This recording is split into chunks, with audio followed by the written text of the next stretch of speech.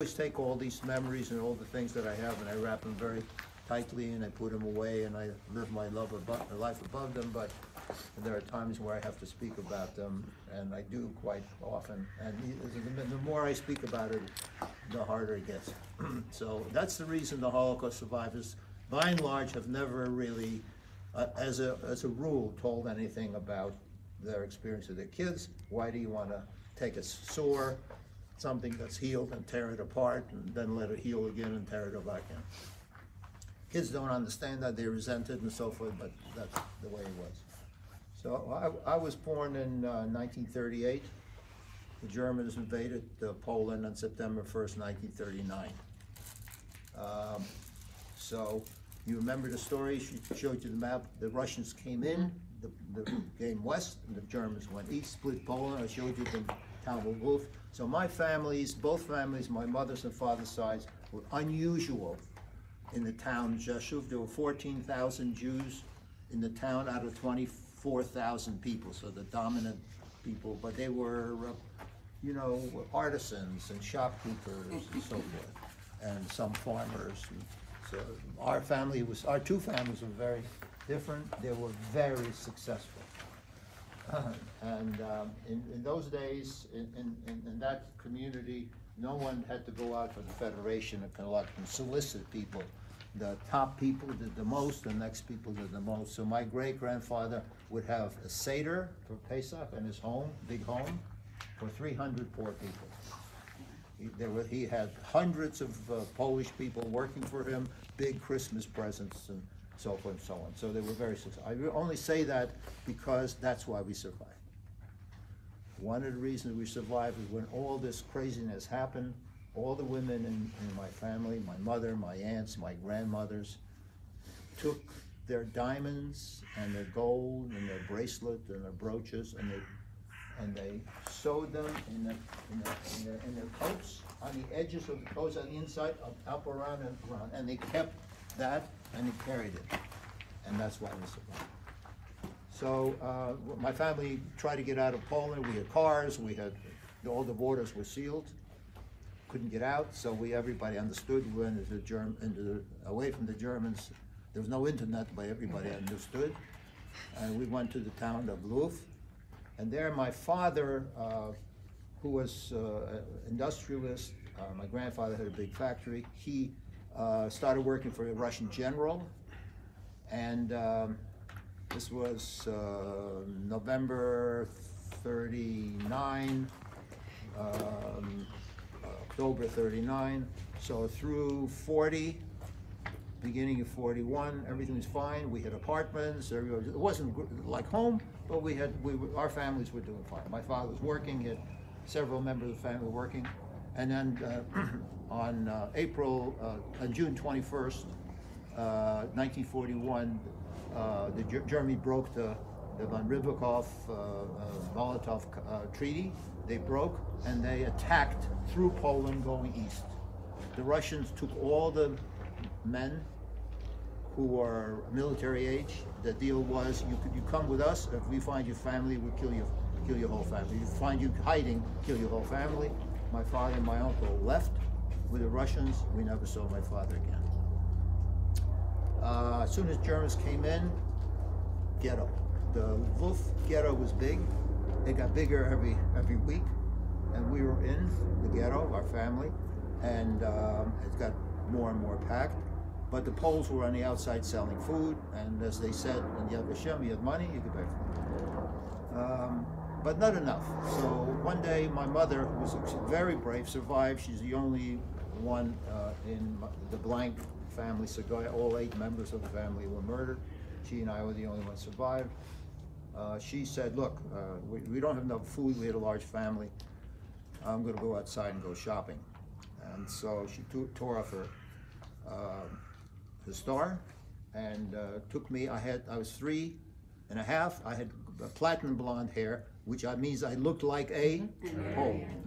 She took me, and she's shopping in this big store. All of a sudden, a Polish woman said to her, "You're a Jew. You're a Jew." And my mother's perfect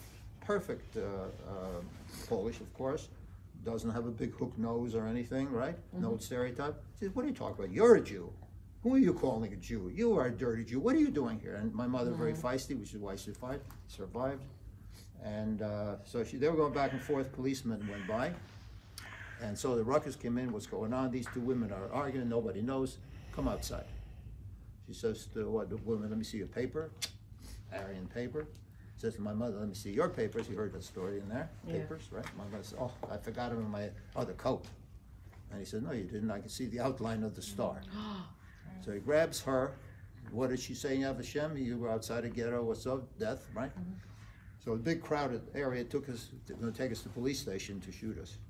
So we're going across this little park in a little community, you know, like apartment building, a little park on the way. And he's walking, pulling my mother. She dives, gets on her knees, grabs his leg, and she says to him, for God's sakes, for the sake of the child, let us go. And he looked at us and sort of, I don't know what he was thinking of. Maybe he had a 3.5-year-old blonde kid. I'm not sure. He says, get the hell out of here, Jew, go back to the ghetto. So that was miracle number one and one of the reasons I'm here today. Back in the ghetto, things were getting worse and worse and worse. There were more and more people, more and more density, less and less food. It was harder to get outside, obviously. So my mother and grandmother and grandfather, maternal, and one of my aunts, had many aunts, decided they have to leave, and their strategy was, let's pay someone. It was still, the walls were not completed yet. Let's go to a small town and hide. And so she did. They found a Polish man who had a vehicle. He took my grandfather, my grandmother, my mother, myself, my aunt, 5 of us, and took us to a little town in the eastern part of Poland called Zlochów. Zlochów is a very tiny town, and so we, of course, had money, so we went, 3rd floor apartment, moved in, minded the business. I was on the street, of course, I was Polish, playing with the kids. All was good. And after about a month and a half, 2 months, this is now the fall of 41. After about a month and a half, one of our Polish neighbors said, you know, I think there are Jews living in that apartment. And it called the police. Police came in, broke the door, came in, papers. So they took us to the Zlochów ghetto. Zlochów ghetto is much smaller than Lvov. It only had 700 people.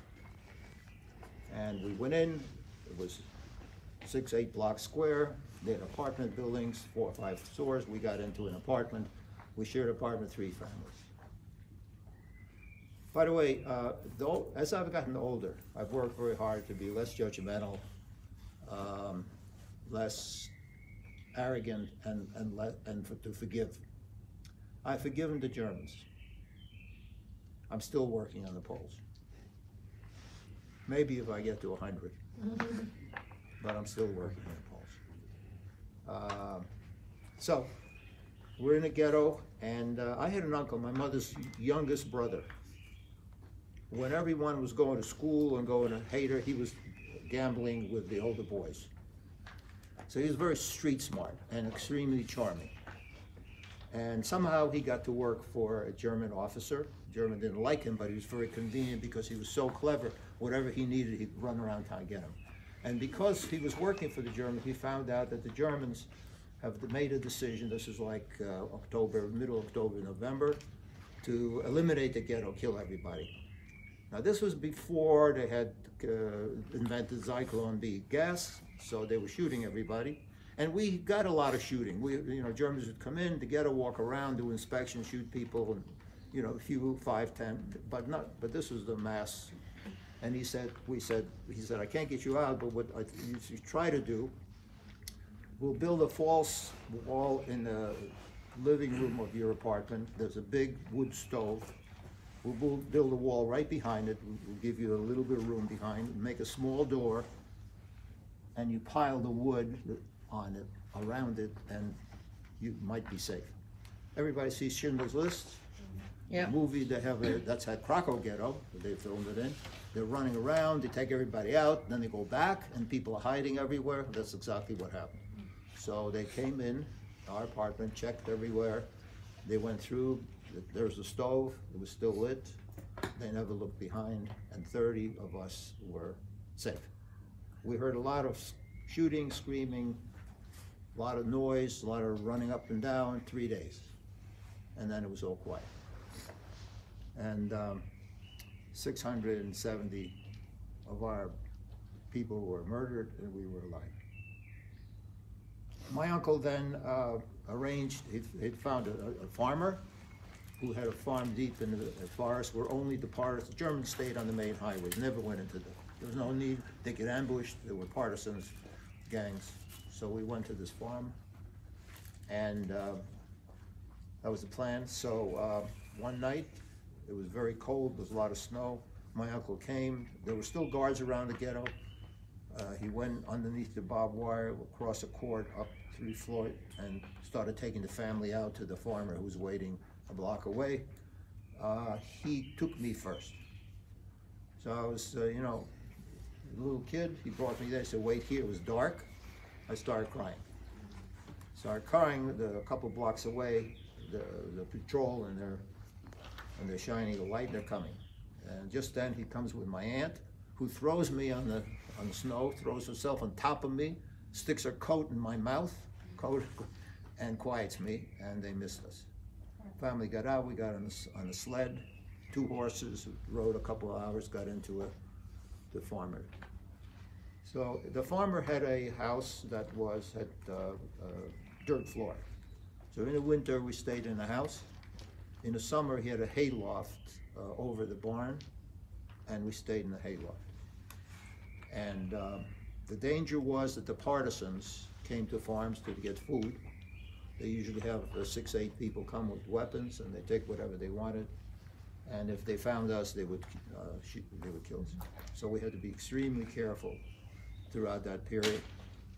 In the spring of 1944, the Russians came up, moving. They were now, remember they said they were in 43, they stopped at Stalingrad, now they were moving back, so they're, and now they got the eastern Poland. So we paid,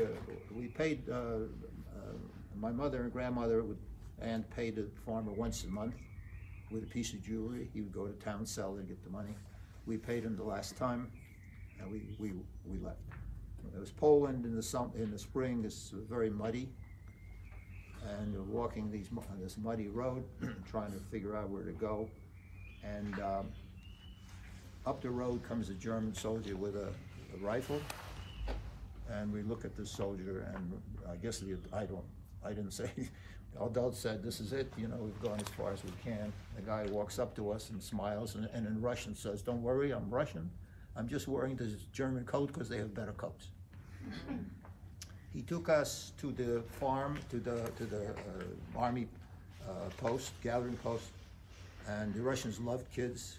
The Russians are very warm, musical, but very kind to me. And he gave me a big loaf of black bread, which was the first bread that my family had in 3 years. We survived on potatoes by and large. Right after that, the Germans counterattacked, and the Russians fell back, and we and thousands of other refugees were in no man's land. And I do remember shells and explosions, and my mother throwing me down into the mud, covering me, and then getting up. And when all that was over, I was covered with mud, like cakes of mud. Mm-hmm. We finally, the Russians came back over, and we could walk. We walked for days and got back to our house, to our homes, Rzeszów. Now, there were 3.3 million Jews in Poland, 300,000 survived. There were 14,000 Jews in our town. 300 of us came back. You would think that our neighbors would be happy to see us. My mother put me in school, and the kids beat me up every day, chased me home, threw rocks. There were plenty of rocks, a lot of rubble. I came back home bleeding. My mother and father had to take me out of school. All of our properties have been nationalized. The factories, my great-grandfather had breweries, all the lands, all the real estate, all nationalized. And there was really nothing left for us. So those who were left gathered in Krakow, and the family left, and we went west. My mom and I ended up in France for a year, and then we had some relatives here, and we got the visas, came to the United States. Now, we've had a really hard day, but this is, I wanna end here, not with thank you, story of victimhood and why you should feel sorry for me, because the truth is I had a really bad start in life. Really bad start in life. I mean, I can close my eyes and I can tell you that I can see a railroad station with the trains going by. These are Russian soldiers that are waiting, wounded Russian soldiers that are waiting to be put back to Russia while more troops are coming fighting Germans. And on this railroad station, I'm a 6-year-old boy, and I'm on the stage with some other kids, and there are stretchers as far as I can see, 50, 70, 100. And there are men who are wounded. One leg off, 2 missing legs, 1 leg, 1 arm. I saw torsos with a head and the body live, no arms, no legs. So the images and what we've seen are horrible. And it indeed took me some years to stop having nightmares and all that. So I had a really bad start. But I am a poster child for the greatness of America. Because from the time that I reached these shores with my mother, I was 9 years old, I've had nothing but blessings, opportunity, challenges, and success. And I had 8 people in my father's family. Now I have 8 grandchildren and 3 married. So my father's family, just in terms of, you know, that not everybody went like a sheep. My father's family, there were 4, my grandparents had 4 children. My mother, my father, his brother, and 2 aunts. And when the Germans were attacking in September 39, my uncle, Marcel Mordechai Gabriel, went to the roof and was shooting at the planes with his hunting rifle. Obviously that didn't, but he lost his life I told you, we left the ghetto, they stayed, and the Germans were marching him and my grandparents towards the station, and he saw a place where they could, and he grabbed my grandparents and he darted off to the side, and they were all shot dead. My great-granddaughter, Jessica, is named for my mother, who died in this country. No, in the United States. My granddaughter, Jessica, is named for my mother, who died in this country. She now has 2 kids, and her youngest, Max, is named for that uncle that tried to save his parents in Paris, Mordechai Gabriel. I'll show you his picture. He's beautiful, 2 years old, and has a great, great future. So I want to tell you this. All this pain and suffering is very motivational for you. It's been very motivational for me. I'll tell you why. Each one of you represents a father, a mother, a wife, a husband, and you have a twin of someone who never could have the opportunities that you do. To live, to love, to achieve, and to lead. You're standing on their shoulders. You're here, and you're their representatives. So when you talk about happiness in your life, you should have it. You talk about things that you think you may not be able to do, you can do it. When you talk about Jewish leadership, you should be proud of who you are, who you came from, who are the people who came before you, and live your lives, not only for yourselves, but also for them. I have.